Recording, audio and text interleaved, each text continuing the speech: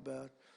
But as many of you do know, well, we're focused on persecuting, and these people were really focused on persecuting Republicans. The last administration presided over the worst increase in violent crime in our country in many, many decades. We had levels of violence and crime, and a lot of it had to do with the illegal immigrants that came in. Remember when I used to complain about it? Because I knew how tough they were, how mean they were. And they said, no, people that come into our country are all wonderful people. No, they're not wonderful. These are stone-cold killers. These are killers they make our killers look nice by comparison. They make our killers look nice. These are rough, tough people with the tattoos all over their face. Historically speaking, I don't want to discriminate against anybody, but historically speaking, they're not going to be the head of any major bank that we know of. These are rough people. These are rough killer people, and they allow them in by the millions. In major cities like New York, Chicago, and Washington, mothers can't walk their children to the park without fear of being shot or killed or raped or anything. Women can't ride the subway without worrying that a hoodlum will shove them onto the train tracks.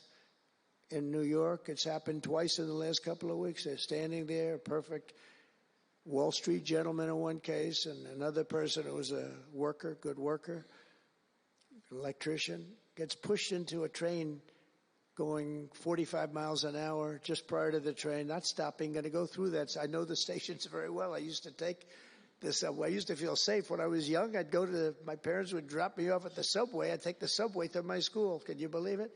Today, they wouldn't be doing that. And we want to get a country back maybe where you can do that again, Pam. But it's so sad to see what's taking place. Under the Biden regime, average monthly homicides increased by 14%. Property crime rose tremendously. Violent crime went up at least 37% that they know of. Rape soared by 42%. Car theft rose by 48%. And robbery surged to 63 to 100%. They don't even know what the number is. And I have no higher mission as President of the United States than to end this killing and stop this law-breaking and to making America safe again. And that's what you're all about in this room. We want to protect Americans, and we protect everybody that's in our country, American or not American. We want to have a safe and proud country. We're joined today by dozens of police officers, sheriffs and sheriffs, deputies from all across the country. My message to these law enforcement heroes is simple. With me in the White House, you once again have a president who will always have your back, will always have your back.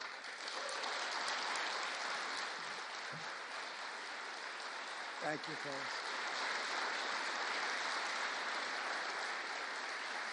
Thank you. That's a lot of good-looking people. I will tell you, I feel safe. I'm glad you're in the room. I feel even safer. It's a lot of great people. On day one, I signed an executive order directing Attorney General to ensure that anyone who murders a police officer immediately, with as fast a trial as we can have, gets the death penalty.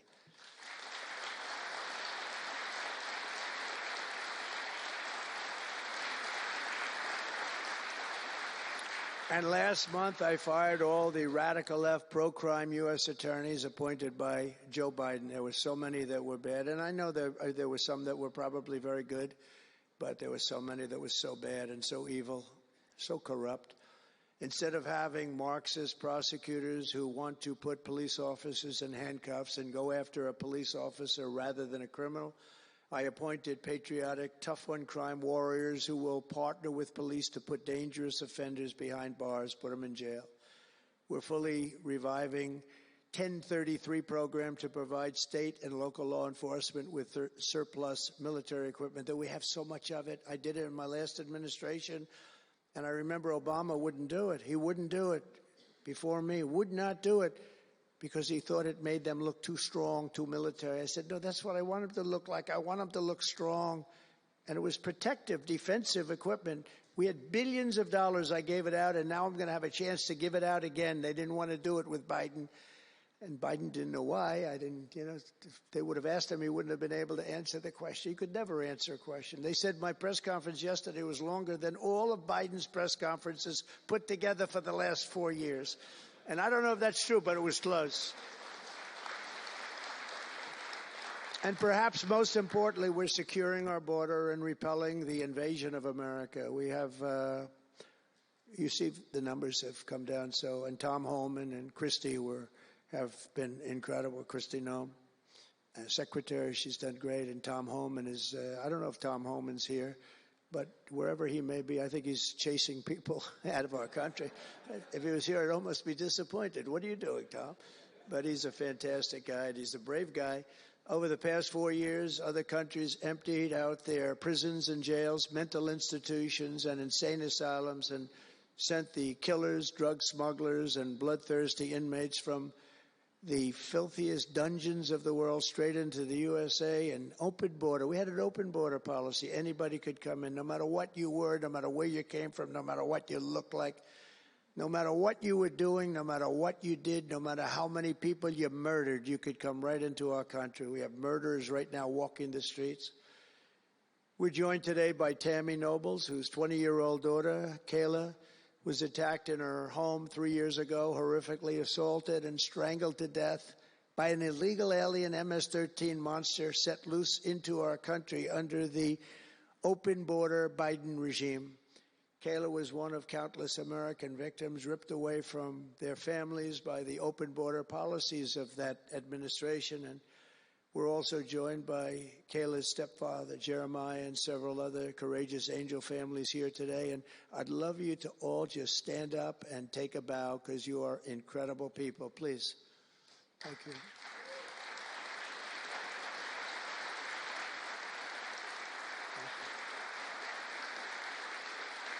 Thank you.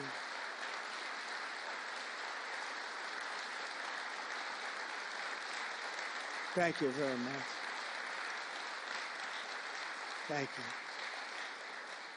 But I want you to know that we are working every day to expel these savages from our country and ensure that what happened to your loved ones will never happen again. So their legacy is going to be a great one. Thank you all very much. We appreciate it. On day one of my administration, I declared a national emergency on our southern border. In our first full month in office, we achieved the lowest level of illegal border crossings ever recorded, okay? Even lower than 4 years ago. For years, Democrats and the media kept saying that we needed new legislation. We had to have new legislation. We needed it immediately, and I never had legislation. I had the best border in the history of our country for almost 4 years. And by the time I got out, we had the lowest numbers ever. My favorite chart of all time was brought down that day. And on that chart said we had the lowest numbers ever. But it turned out that we really didn't need new legislation. All you needed was a new president.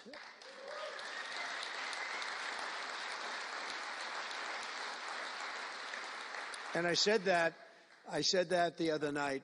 That's all you needed was a new president saying, close the borders, because the Border Patrol is unbelievable, ICE is unbelievable, and all of our law enforcement is just incredible. All of you guys are amazing, and the people of our country respect you and they love you. And a lot of times you don't hear that because you have to listen to the fake news back there, but they have great respect for you. So I just want you to know that. And you know, that includes our fire departments too.